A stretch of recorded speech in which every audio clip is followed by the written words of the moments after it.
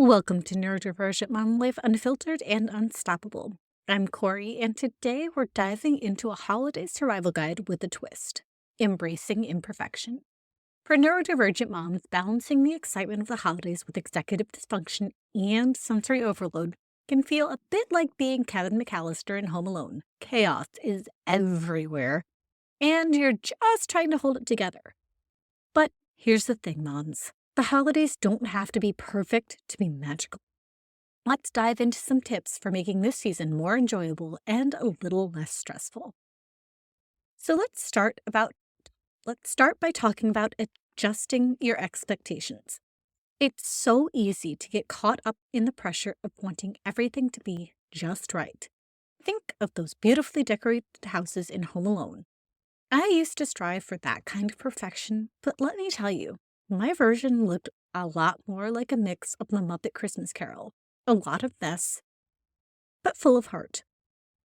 One year, I wanted to make sure our Christmas cookies looked just like the ones on Pinterest. Spoiler alert, they didn't.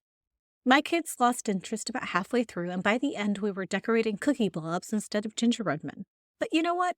It turned into a fun, memory-filled mess, and that's the point. Just like in the Muppet Christmas Carol, where the chaos of the Muppets brings unexpected joy to Scrooge's world, our imperfection brought us closer together.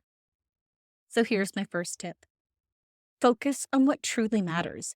Instead of chasing the perfect image, pick a few traditions that genuinely bring joy to your family. For example, if decorating the house feels overwhelming, stick to something simple. Maybe just string some lights around your living room or throw a cozy blanket on the couch. That's your version of holiday magic, and it's more than enough. Next up, let's talk about managing sensory overload during the holidays.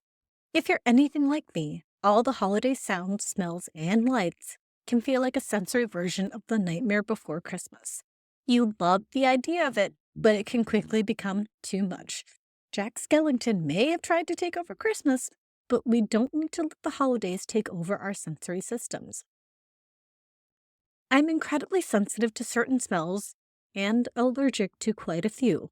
And one year I made the mistake of trying out a bunch of new scented candles during the holidays. Cinnamon, pine, which happens to be one of my allergy triggers, and gingerbread. It was like walking through an olfactory minefield. I felt like Jack Skellington trying to figure out how Christmas worked, but completely missing the mark. After that year, we switched to unscented candles and relied on the smells of cookies being baked instead. Total game changer. So here's tip number 2. Create sensory-friendly zones. This could be as simple as turning off twinkling lights when they start to feel too much, or keeping a cozy corner in your home where you can retreat when the stimulation becomes overwhelming. It's also helpful to prepare a quiet space if you're hosting guests, a sensory break area where you or your kiddos can escape when it all feels like too intense. And now let's tackle the challenge of executive dysfunction. The holidays comes with endless to-do lists, gift shopping and planning, which can feel overwhelming for those of us dealing with ADHD or executive dysfunction. Remember Kevin McAllister in Home Alone, suddenly in charge of running the whole house? Sometimes it feels like we're Kevin, trying to juggle everything while dealing with the chaos. But here's the thing, you don't have to do it all. One Christmas, I made a list of gifts I needed to buy. Did I remember to get the gifts? Sure. Did I remember to wrap them? Absolutely not. I ended up using leftover birthday wrapping paper and convincing myself it was festive. Just like Kevin, who improvised to protect his house, I had to improvise too. So here's tip number 3. Break your holiday tasks into smaller chunks. If you're struggling with gift shopping, try focusing on one category at a time, just stocking stuffers today or just gifts for one side of the family. Spread your tasks out over several days and don't be afraid to ask for help or delegate. If wrapping is your nemesis, let your kids jump in, even if the gifts come out looking like the before picture in a wrapping tutorial. All right, NeuroFam, today we covered adjusting holiday expectations, creating sensory-friendly spaces, and navigating executive dysfunction. Remember, the goal isn't to create the perfect holiday scene. It's to enjoy moments with your family, even if things don't go as planned.